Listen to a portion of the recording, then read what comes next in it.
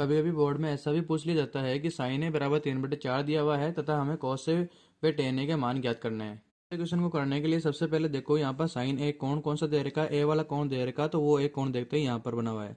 अब यहाँ पर जो दिया है साइन ए वो लिख लेते हैं अपन। साइन ए क्या दिया हुआ है, वो है 3/4 दिया हुआ अपना। यहाँ हमें दो संख्या दिख रही है, अनुपात में दिख रही है, 3/4 दिख रही है। तो हम यहाँ पर कोई ना कोई कॉमन गुणनखंड रहा होगा और वो कॉमन गुणनखंड अपन क्या मान लेते हैं। तब ये क्या बन जाएगा, तब ये बन जाएगा हमारा साइन ए बराबर बन जाएगा 3k/4 ये बन गया। अब त्रिकोणमितीय अनुपात याद करते हैं हम, जो कि हमारा होता है शॉर्ट ट्रिक इनकी है, लाल बटे कक्का, इनको याद करने की ये ट्रिक है। सबसे पहला हमारा अनुपात होता है L/K। एल बोले तो यहाँ लंब गिना जाएगा, के बोले तो कर्ण गिना जाएगा। ये होता है साइन का अनुपात होता है। तो अपन यहाँ पर लिख लेते हैं याद करने के लिए, लंब बटा कर्ण लिख लेते हैं। तो यहाँ पर अगर कोण ये रहेगा, इसके लिए लंब ये रहेगा और इसके लिए कर्ण ये रहेगा। तो यहाँ पर इस भुजा को मान लेते हैं 3k हो जाएगी और ये वाली भुजा हमारी हो जाएगी 4k हो जाएगी। तब हम कह सकते हैं कि हमारी बीसी भुजा कितनी आ चुकी है, वो 3k आ चुकी है, तथा हमारी ए बी भुजा है वो कितनी आ चुकी है, वो 4k आ चुकी है। अब अपन इस त्रिभुज के अंदर पाइथागोरस प्रमेय लगाने वाले हैं।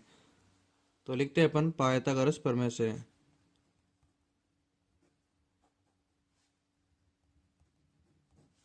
पाइथागोरस प्रमेय क्या होता है वो लिखते हैं अपन पहले।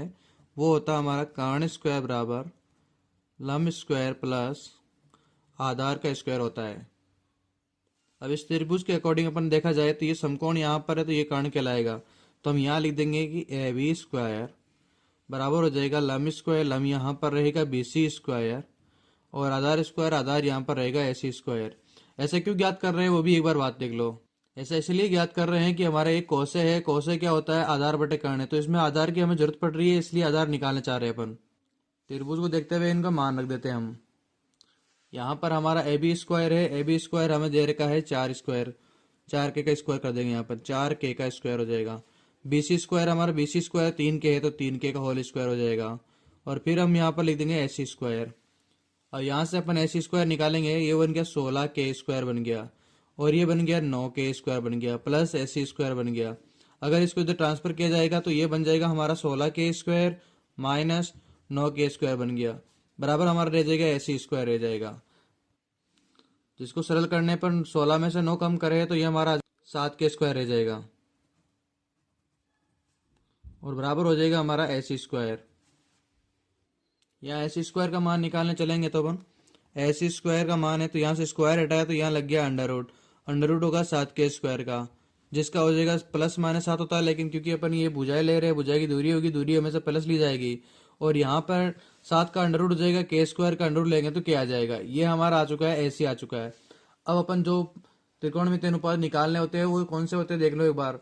हमें एक तो निकालना है cos A निकालना है, एक हमें tan A निकालना है। तब अपन देखो क्या लिखते हैं, तब हम cos A निकालने वाले हैं तो पहले cos A लिख दिया।